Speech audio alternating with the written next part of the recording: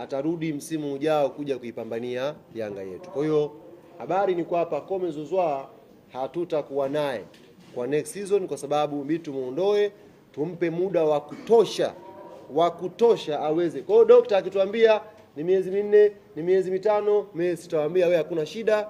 Muhimu Pacome anatakiwa apatiwe matibabu sahihi na arikave akiwa vizuri, ili next season tumpate akiwa kamili. Ainiambia viumbe hivi vitarudi uwanjani Disemba, lakini tumegundua Mzize na Job ni extraordinary. Yaani recovery yao sio recovery ya kawaida. Mwezi wa 10 Yanga na mechi na nani? Ratiba si mmesoma ya ligi nye. Wamo. Mshajua tayari wamo. Ni wale zetu zoezi watakuwemo. Extraordinary human beings. Yaani recovery yao imetushtua.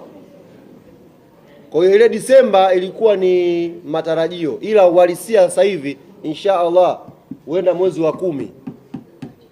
Kama kuna mtu alifikiri ile Disemba ratiba yetu imewahi kidogo tutamkosa Mzize, yumo.